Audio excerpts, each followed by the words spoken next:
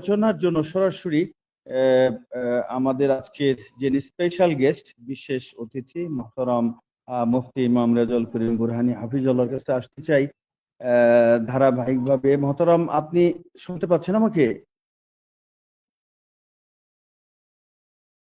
রেজাউল করিম বুরহানি হাফিজুল্লাহ। আসসালামু আলাইকুম ওয়া রাহমাতুল্লাহ। হাইয়াকাল্লাহ। ওয়া আলাইকুম আসসালাম ওয়া রাহমাতুল্লাহ। মোহতারাম, আসলে আমরা প্রতিদিন মাঝে মধ্যে আমরা যে অনুষ্ঠানগুলো করি, আমাদের আলোচনা সম্পূরক আলোচনা হলে ভালো হয়, যে আমরা হয়তো শেষ করতে পারি না। জনগণকে বোঝাবার দায়িত্ব আমাদের রয়েছে কোরআন এবং হাদিসের দৃষ্টিকোণ থেকে এবং বিশ্বায়নের দৃষ্টিকোণ থেকে। পৃথিবীটা যেই চাকায় ঘুরছে, আমরা যেন আমাদের দায়িত্বগুলো পালন করতে পারি। জনগণের দায়িত্ব পালন না করলে জনগণের মানে অপূরণীয় ক্ষতি হয়ে যাবে। এই দৃষ্টিকোণ থেকে আপনার কি মনে হয় যে আমরা এখন কি ভূমিকা পালন করতে পারি? মানে জনগণের ভূমিকা। জি, জাযাকাল্লাহ খায়র।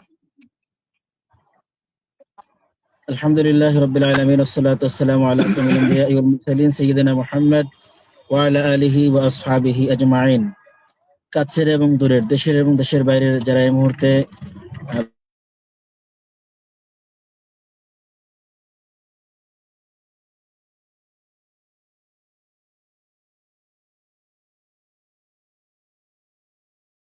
শুনবেন এবং শেয়ার করবেন আমরা আশা করছি। দর্শক শ্রোতা, বাংলাদেশ একটি কণ্টকাকীর্ণ অবস্থা পার করছে। আমরা জানি যে সমমনা 12 দল হয়েছে, 12 দল সহকারে ইসলামী প্রথম সমমনা 8 দল হয়ে আমরা যাত্রা শুরু করেছিলাম। এখন সেটি পেরিয়ে সমমনা 12 দলে রূপান্তরিত হয়েছে। এই সমমনা 12 দল আসলেই কি এদেশের গণতান্ত্রিক নির্বাচনকে এগিয়ে অথবা নির্বাচনকে পেরিয়ে ক্ষমতার মসনদে কিংবা আসন সমঝোতায় যেটা করেছেন, তারা কি আসলে সংসদ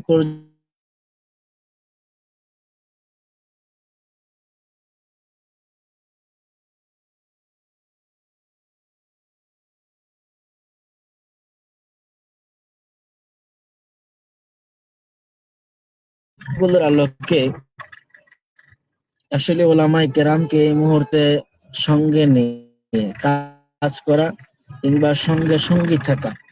ওই যে আমরা বিগত সরকারের সময় একটা স্লোগান মনে আছে কিনা, সঙ্গে থাকলে সঙ্গী, না হয় জঙ্গি। আপনি যদি সঙ্গে থাকেন তাহলে সঙ্গী, আর সঙ্গে না থাকেন তাহলে আপনার নাম হলো জঙ্গি। এই যে উপাধিতে ভূষিত করার যে চরিত্র আমাদের রয়েছে, এই বিষয়টি খুবই ন্যাক্কারজনক এবং দুঃখজনক। যে বিষয়টি আমরা বলতে চেয়েছি, কোরআনুল কারীম আমাদেরকে বারবার অ্যাডভাইস করেছে, ইন্না হাযিহি উম্মাতুকুম উম্মাতান ওয়াহিদা। নিশ্চয়ই জাতি একটি জাতি, এই জাতির ভিন্ন কোনো পরিচয় নেই। তো যেহেতু ভিন্ন কোনো পরিচয় নেই, তারা ভিন্ন ভিন্ন ভাবে চলাফেরা করবেন এমনটিও নয়, বরং এক ইউনিটিতে তারা চলাফেরা করবেন। ইসলাম এটাকেই উৎসাহিত করে এবং এটাই বলে। সর্বসাকুল্যে আমরা এই জাতির জন্য আমাদের নেয়ামত হিসাবে ইসলামী দলগুলোকে আমরা একীভূত করার চেষ্টা করেছি এবং তারাও জনগণকে আশ্বাস দিয়েছেন আগামী নির্বাচনে ইসলামের পক্ষে। আমরা হুজুররা সব এক হয়েছি, আমরা ইসলামী দলগুলো এক হয়েছি, আপনারা একত্রে ভোট দিবেন। বাংলাদেশ এই মুহূর্তে যে অবস্থা পার করছে, এই অবস্থাটা নিয়ে আমরা কথা বলছি। তো এখানে এসে কিছু অনইসলামিক দল বলবো না, অমুসলিমদের দল বলবো না, ইসলামিক দল, তবে তারা সংসদে আল্লাহর কোরআন দিয়ে রাষ্ট্র পরিচালিত হোক, এই বিষয়টি হয়তো তাদের সংবিধানে এইভাবে প্রয়োগ করা নেই, অথবা এই বিষয়টি তাদের তাদের দলীয় নীতিমালা রয়েছে, এই দলীয় নীতিমালায় এইভাবে হয়তো করা নেই। তো এই জন্য আমরা তাদের সাথে নেওয়া বিপত্তি ঘটেছে যে আমাদের স্লোগান ছিল, যেটা আমাদের স্লোগান হারিয়ে ফেলেছে। এবং বিএনপি মনে অনেক ভাইয়েরা এমন আছেন যারা আমাদের অনেকের চাইতে ভালো ধর্মকর্ম করেন এবং ধর্মীয় বিষয়ে তাদের অনেক অবদান রয়েছে। আবার আমরা যাদেরকে সাথে নিয়েছি তারাও আমাদের চাইতে ভালো হতে পারেন, কিন্তু এদেশের জনগণ, জনসম্পদ মনে করেন যে আমরা স্বাধীনতার 54 বছরে বারবার প্রতারিত হয়েছি, বিভিন্ন জায়গায় ধোঁকাপ্রাপ্ত হয়েছি, আমরা বিভিন্ন শাসন ব্যবস্থা দেখেছি। ওলামায়ে কেরামের একটি শাসন ব্যবস্থা আমাদের দেখা দরকার, জানা দরকার, বোঝা দরকার।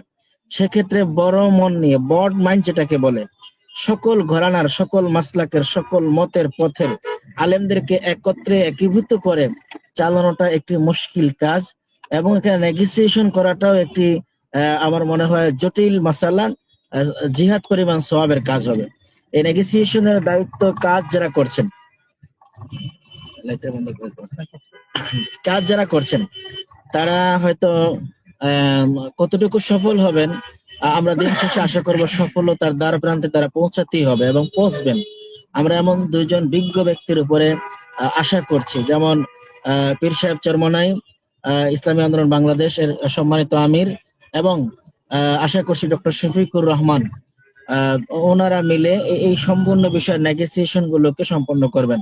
সাথে সাথে আমি সমমনা যে দলগুলো বলবো, অনইসলামিক বলবো না, সমমনা যে দলগুলো, অর্থাৎ যারা স্বাধীনতার পক্ষে, 1952 স্বাধীনতা, ভাষা আন্দোলন, 71-এর স্বাধীনতা, 24-এর গণঅভ্যুত্থানের পক্ষে, বৈষম্য বিরোধী ছাত্র আন্দোলন যারা ছিলেন, সকলে মিলে আমাদের এলডিপি, এবি পার্টি এবং জাগপা থেকে শুরু করে যারাই আমাদের সাথে এসেছেন, সকলেই নেগোসিয়েশন করে সর্বোচ্চ ছাড়ের মন মানসিকতা রেখে এখানে আমার মনে হয় আসন বন্টন মালাটা দ্রুত প্রকাশ করলে আমাদের মধ্যে ওয়াসওয়াসা ছিল, যেটা যেমন কোরআনুল কারীম সূরা নাস 114 নম্বর সূরায় রব্বি কারীম বলছেন, আল্লাযী ইউওয়াসওয়িসু ফি সুদুরিন নাস মিনাল জিন্নাতি ওয়ান নাস।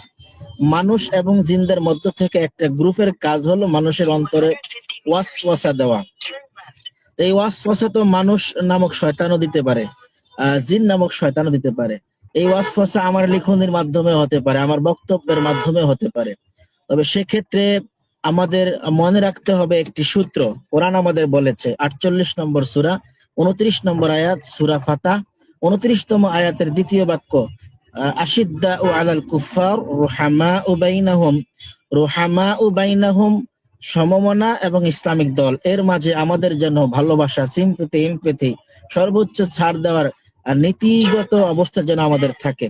এবং আশিদ্দাউ আলাল কুফার, যাদেরকে পূর্বে ইসলাম প্রতিষ্ঠা করা অথবা দেশ ও জাতির কল্যাণে কাজ করা, মানবতার কল্যাণে কাজ করা, ইসলামের পক্ষে কাজ করা এমন জায়গায় পাওয়া যায়নি, যারা প্রত্যেকবারই ক্ষমতায় এসে বিভিন্ন জনে মনে তারা বারবার দেশের বাইরে আমাদের অর্থ পাচার করেছেন এবং দেশের অর্থগুলোকে ভিন্ন খাতে প্রভাবিত করেছেন। প্রত্যেকের অর্থকে বাজেট করেছেন, বরাদ্দ করেছেন, সেখান থেকে 20%, 25%, কোনো কাজে 50% পর্যন্ত চুরি করেছেন। এই যে আমাদের যে চারিত্রিক অবক্ষয়, এই অবক্ষয় রোধ করার জন্য, দূর করার জন্য আমরা একদল মানুষ আমাদের ফ্যামিলিগত সকল জরুরতকে পেছনে রেখে আমরা ইসলাম এর পক্ষে কিংবা ইসলামিক মাইন্ডের একটি সমাজ বিনির্মাণ হবে এর পক্ষে যে আমরা গণসংযোগ করেছি, সচেতন নাগরিকদের কর্ণকুহরে শুধু ব্রেনের কাছে আমরা বলেছি, এভাবে কি চলতে দেওয়া যায়? এভাবে কি ছেড়ে দেওয়া যায়? যে রাষ্ট্র ক্ষমতা ছেড়ে যায় তার ব্যাপারেই শোনা যায় যে তিনি এত হাজার কোটি টাকা চুরি করেছেন, বাইরে পাচার করেছেন, নষ্ট করেছেন, ধ্বংস করেছেন, দেশ এত হাজার কোটি টাকার ঋণে জর্জরিত। আপনি শুনলে আশ্চর্য হবেন, একা এসালাম গ্রুপ ইসলামী ব্যাংকের যে ক্ষতি করেছে, এই ক্ষতি পুষিয়ে উঠতে 2029 সাল পর্যন্ত সময় লেগে যেতে পারে স্বাভাবিক অবস্থায় আসতে।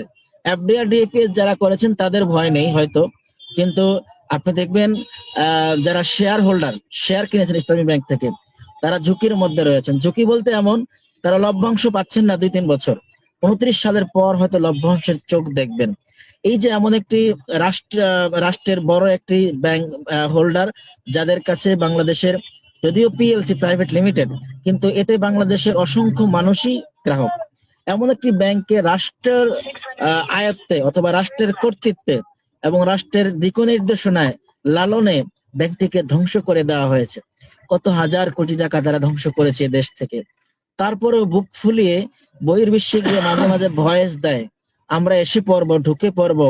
এই বিষয়গুলো আমাদের কাছে মনে হয় অশ্লীলতা, বেহায়াপনা, সর্বোচ্চ লজ্জাস্কর বিষয়।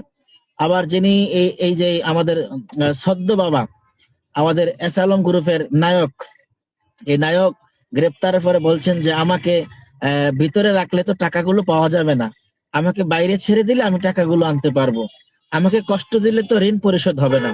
তার মানে একটা মানুষ, ওই যে আপনার আবু জেহেলকে যখন বুকের উপরে উঠলো, মাথাটা কল্লাটা কেটে দিবে, তখন সে বদমাইশ বলেছিল যে আমার কল্লাটা কাটতে বুক সহকারে কাটবা, বড় করে, যাতে করে বোঝা যায় এটা আবু জেহেলের মাথা। মোহাম্মদের কাছে নিয়ে পৌঁছাইলে যাতে মনে হয় এটা আবু জেহেলের মাথা, একটু বড় বড় দেখা যায়।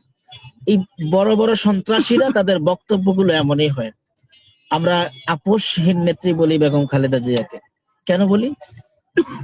তিনি একা দেশ পরিচালনায় যে পরিশ্রম ভূমিকা পালন করেছেন এবং বিভিন্ন সময় দেশ থেকে তাড়িত করার জন্য চেষ্টা করা হয়েছে, তিনি সেখানে আবশ্যিক ভূমিকা পালন করেছেন। বলেছিলেন যে আমার বাইরে অন্য কোনো জায়গা নেই, অন্য কোনো ঠিকানা নেই, এই দেশই আমার ঠিকানা। তাহলে প্রত্যেকটি মানুষ যদি দেশকে এইভাবে ভালোবাসতে পারতেন, কে কখন চুরি করেছে, কোথায় চুরি করেছে আমি জানি না, আমি দুই একজন মানুষের উক্তি শেয়ার করছি এই জন্যে, যদি প্রত্যেকটি মানুষ দেশকে এভাবে ভালোবাসতেন এবং মুখের কথায়, তাদের জবানের কথায় যদি ঠিক থাকতো, তাহলে তো মুনাফিকি না করতো, তাহলে তো দেশের চরিত্র, দেশের অবস্থা, দেশের অবকাঠামো, দেশের স্ট্রাকচারাল ডিজাইনটা চেঞ্জ হয়ে যেত। কিন্তু আমরা কি সেটা পেয়েছি? স্বাধীনতার 54 বছর না, স্বাধীনতার 10 বছরে, 15 বছরে বিশ্বের অনেক দেশ এত বেশি মাথা উঁচু করে দাঁড়িয়েছে, গ্লোবালাইজেশনে তাদের এতটা সুনাম অর্জন করেছে, তাদের চেহারাটা এত সৌন্দর্য মণ্ডিত হয়েছে যে তাকে নিয়ে গোটা বিশ্ব প্রশংসা করে এবং তাকে সবাই চেনে। বাংলাদেশটাতে বারবার এজমালি পুকুর হওয়ার কারণে যে যখনই ক্ষমতা এসেছে সকলেই চকলেটের মতো করে একবার সুসে সুসে প্যাকেটে রেখে দিয়েছে। এখন আর দেশের মানচিত্র খাটো হয়ে গেছে, এখন আর আমার দেশের মধ্যে সে স্বাদ নেই। রেমিটেন্স যোদ্ধারা অর্থ পাঠানোর পর চিন্তায় থাকে যে অর্থটা থাকবে কিনা, এবং তারা অক্লান্ত পরিশ্রম করার পরে এই একটা পুঁজি আমাদের দেশে আছে, রেমিটেন্সদের একটা, রেমিটেন্স যোদ্ধাদের একটা পুঁজি।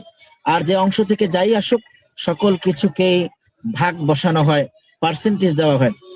এমন সকল বিষয়গুলোকে চিন্তা করে বিজ্ঞ ওলামায়ে কেরাম, ইসলামিক স্কলারদেরকে আয়না করে রাখা হয়েছে, পিলখানা হত্যাকাণ্ড ঘটানো হয়েছে, এরপরে শাপলা চত্বরে মানুষদেরকে, হাজার মানুষদেরকে গুলি করে খুন করা হয়েছে, শহীদ করে দেওয়া হয়েছে। ইনকিলাব শুধু রিপোর্ট করেছে, হাজার সহস্রাধিক মানুষ শহীদ শাহাদাত বরণ করলেন, ইনকিলাব তারপরের দিন বন্ধ হয়ে গেছে।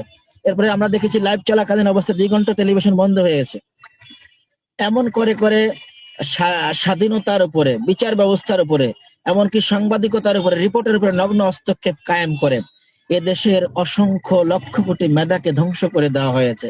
অর্থাৎ ক্ষমতা বিরোধী যেই হোক তাকেই আমাকে শায়েস্তা করতে হবে, তাকেই আমাকে, আমার বিরোধী মনোমাইন্ডের যে, তাকেই আমাকে একেবারে মূলে শেষ করে দিতে হবে।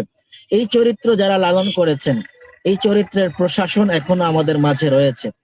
তারা যদি চিন্তা করে না আমরা ভুল করেছি, তওবা করব, আমরা একটি মানবিক রাষ্ট্র গঠনের জন্য চেষ্টা করব, তাহলে ভালো। আগামী নির্বাচনে আমরা প্রশাসনের পক্ষ থেকে সে চরিত্র দেখতে চাই। আমরা বারবার বলেছি প্রশাসন চাইলে একদিনে সারা বাংলাদেশ থেকে সকল প্রকার অন্যায় অবিচার দূর করা সম্ভব এবং সকল প্রকার অপরাধীদের তালিকা প্রত্যেক থানায় রয়েছে, অপরাধীদের গ্রেফতার করে শাস্তির আওতায় আনা সম্ভব। কিন্তু তারা কেন করবেন না? এদেরকে জিয়ে জিয়ে রেখে বারবার না হয় ডোনেশন পাবে কোত্থেকে, বারবার না হয় পকেট গরম করার ব্যবস্থা থাকবে কোত্থেকে। এবং আপনাকে অবশ্যই বিশ্বাস করতে হবে ইসলামিক লোকজন নির্বাচিত হয়ে আসুক, প্রশাসনের অনেকে এটা চাইবেন না, কারণ হুজুর চাইবে না চুরি হোক, ইসলামিক লোকজন চাইবে না দেশের সম্পদ বাইরে পাচার হোক, ইসলামিক লোকজন চাইবে না ফাইল সিগনেচারে অতিরিক্ত টাকা লাগুক, বেতনের বাইরে অতিরিক্ত ধান্দা, এটা তারা কখনো সহ্য করবে না। সুতরাং নির্বাচনে তাদের পক্ষ নেওয়াটা দুষ্কর একটি বিষয়। এটি হবে তাদের জন্য অন্ধকারে ঢিল ছোলার মতো অথবা আকাশ কুসুম কল্পনার মতো। এই জন্য আগামী নির্বাচনে ইসলামালাইজেশনের জন্য আমরা যারাই ঐক্যবদ্ধ হয়েছি, কাজ করছি, তাদেরকে একটি প্ল্যাটফর্মে দাঁড়িয়ে আশিদ্দাউ আলাল কুফার বলেছি। এই আশিদ্দাটা কেমন হয় কুরআনুল কারীম সূরাতুস সাফের মধ্যে আল্লাহ বয়ান করেছেন, কান্নাহুম বুনিয়ানুম মারসুস। কাফেরদের ঢিলের বদৌলতে, কাফেরদের তলোয়ারের আঘাতের বদৌলতে, গুলির বদৌলতে, তলোয়ারের বদৌলতে, তীরের বদৌলতে তোমাদেরকে এমন সীসাডালা প্রাচীরের ন্যায় দাঁড়াতে হবে ভোট কেন্দ্রে যেন কোনো প্রকার অনাচার অবিচার প্রবেশ করতে না পারে। যেটা হা ভোট সেখানে হা ভোটই হবে, কারো অর্থ প্রলোভনের চাপে এবং ভয়ে যেন সেটা না হয়। এবং ভোট একটি আমানত, সেটা যেন সঠিক জায়গায় প্রয়োগ করা যায়, এই সিদ্ধান্তগুলো এদেশের নাগরিক জনগণকে নিতে হবে। আপনি যদি এখন সিদ্ধান্ত না নেন, তাহলে আপনি পস্তাবেন আরো 5 বছর কিংবা আরো বেশি সময়। আর যদি সিদ্ধান্ত নেন, তাহলে আপনাকে আর পস্তাতে হবে না। আমরা আশা করছি অচিরেই আসন সমঝোতার সংবাদটি আমাদের মাঝে দ্রুত চলে আসবে এবং সম্মানিত আমিরগণ এই বিষয়টি পরিষ্কার করে দেশ ও জাতির কল্যাণে আগামী নির্বাচনে ইসলামিক একটি রাষ্ট্র গঠনের যে ভূমিকা রয়েছে, সে ভূমিকায় তারা জনগণকে একত্র করে মাঠে ময়দানে কাজ করবেন। সাথে সাথে এই মুহূর্তে যারা আলোচনার ময়দানে ওয়াজ করছেন, জুমার বয়ান করছেন, ইসলামিক স্কলার টক শোতে কথা বলছেন, তাদের কাছে আমি বিনীত আহ্বান করছি, অনুরোধ করছি, এভাবে আমরা আমাদের আলোচনাগুলো, টক শো গুলো যেন আগামী নির্বাচন কেন্দ্রিক কথা বলি। নির্বাচন শব্দটা যদি উচ্চারণ করতে ভয় পাই, তাহলে কমপক্ষে আমরা আমানতের কথাটা বলি। এটাও যদি ভয় পাই, ইমান দুর্বল হয়, আদাফুল ইমান হয়, তাহলে আমরা কমপক্ষে ইসলামের দাওয়াতি কাজের কথাটা বলি। কুনতুম খায়রা উম্মাহ উখরিজাত লিন-নাস তা'মুরুনা বিল মা'রুফ ওয়া তানহাউনা আনিল মুনকার। আমরা কেন উত্তম উম্মাহ? আমরা আদেশ করব, নিষেধ করব, কর্তৃত্ব করব। আর যদি সেটাও না পারি, তাহলে সূরা 2 নম্বর সূরা বাকারা 30 নম্বর আয়াত বলে, ইন্নী জাইলুন ফিল আরদি খলিফা। আল্লাহ আমাদেরকে প্রতিনিধি হিসেবে প্রেরণ করেছেন। আল্লাহর প্রতিনিধির দায়িত্ব হচ্ছে কোরআন অনুযায়ী, আল্লাহর থিম অনুযায়ী আহ্বান করা এবং জানানো। সেটাও যদি না পারি, তাহলে জনগণকে বলি, আমরা ইন্নাল আরদা ইয়ারিসুহা, আমরা এই জমিনের ওয়ারিস। লিডারশিপ মেনটেন করার জন্য আল্লাহ আমাদের ওয়ারিস বানিয়েছেন, এক নেককার বান্দাদের জন্য, ইবাদিয়াস সালিহুনের জন্য। সেই কথাটাও যদি আমরা বলি, তাহলে যেন আমরা বলা শুরু করি। যিনি বলতে পারেন না, আস্তে আস্তে বলা শুরু করা দরকার। বাংলাদেশের 4.5 লক্ষ মসজিদ, যদি মসজিদ থেকে খতিবগণ এই কথাগুলো বলা শুরু করেন, আমার মনে হয় কোন প্রার্থী মানুষের দ্বারে দ্বারে গিয়ে আর ভোট খোঁজা লাগবে না। জনগণ সেখান থেকে সঠিক মেসেজ পাবেন। হাযা মা ইনদি ওয়াল ইলমু ইনদাল্লাহ, আলাইহি তাওয়াক্কালতু ওয়া ইলাইহি উনীব। আসসালামু আলাইকুম ওয়া রাহমাতুল্লাহি ওয়া বারাকাতুহু। ওয়ালাইকুম আসসালাম ওয়া রাহমাতুল্লাহি ওয়া বারাকাতুহু। হাইয়াকুমুল্লাহ ওয়াল্লাহি ওয়া আলাইহি ইয়া শাইখুল কারীম আল আজিজ। প্রিয় দর্শক শ্রোতা, এত চমৎকার আলোচনা, এত অনুপ্রেরণাদায়ক আলোচনা যে মুসলমানিত্ব ঠিক রাখবার জন্য মুসলমানের জায়গায় থেকে নির্বাচন সংক্রান্ত জায়গাটা ঠিক করে দেওয়ার চমৎকার এই প্রস্তাব আমার খুবই ভালো লেগেছে। এই প্রস্তাব এইটা গ্রহণ করতে হবে যেভাবে মসজিদের ইমাম এবং খতিবদের, প্রত্যেকটা দোকান যারা পরিচালনা করেন, দোকান যারা বেচা কিনা করেন, অথবা যাদের যে ব্যবসা প্রতিষ্ঠান রয়েছে, শিল্প কারখানা রয়েছে, গার্মেন্টস ফ্যাক্টরি রয়েছে, আপনার আন্ডারে যারা অনেক মানুষকে আপনাদের স্যালারি দিতে হয়, আপনার অনুগত যে আপনার ড্রাইভার রয়েছে, প্রত্যেকের ইমানের উপর, প্রত্যেকের বিবেককে নাড়া দেওয়া, বিবেককে মানে সজাগ করে দেওয়ার চেষ্টা করে দেওয়া যে এই ভোট আমানত, এই আমানতের যারা খেয়ানত করবে, দেশকে যারা ধ্বংস করবার জন্য, একদম সোজা হিসাবটা আমাদের বোঝা দরকার। আল্লাহ বলেছেন অনেক ভাষায়, অনেক ভাবে বলেছেন। এই যে একটা সুযোগ আল্লাহ পাক দিয়েছেন প্রায় 54টি বছর পর, আপনি যদি কোরআনের হুকুম মতো যারা দেশ চালাবেন তাদেরকে ভোটটা যদি আপনি না দেন, আপনার পরিবারকে যদি ভোটটা দিতে অনুপ্রেরণা না যোগান, আপনার আত্মীয়দেরকেও যদি এই কথাটা না বলেন, তাহলে এই কোরআনের আয়াতগুলো কি কারণে এগুলো নাজিল হয়েছে, এগুলো খুঁজে দেখবার জন্য আমি বিনয়ের সাথে অনুরোধ করব যে আয়াতগুলো তিনি এতক্ষণ বললেন। এর সাথে আমি কি অ্যাড করতে চাই, ইয়া আইয়ুহাল্লাযীনা আমানু কু আনফুসাকুম ওয়া আহলিকুম নারা, জাহান্নামে থেকে তুমি নিজেকে বাঁচাও, তোমার আহালকে, আয়ালকে, পরিবারকে বাঁচাও। এই বাঁচাবার জন্যে একটা সুদী সমাজের ভিতরে আপনি ইমান ঠিক রাখতে পারবেন না, একটা জেনার সমাজের ভিতরে আপনি শুদ্ধ পরিশুদ্ধ মুসলমান থাকতে পারবেন না। মানে সুদ ঘোষের সমাজ থেকে বেরিয়ে আসবার জন্য আপনি শুধু নিজে একা ইমানদার হয়ে জান্নাতে যাবেন, আপনার আহাল আয়ালদের কথা ভাববেন না, এটা হতে পারে না। আর 54 বছরের পরে আমি যে আয়াতটি দিয়ে শুরু করেছিলাম, লা ইন শাকারতুম লা আযীদান্নাকুম ওয়া লা ইন কাফারতুম ইন্না আযাবি লাশাদীদ,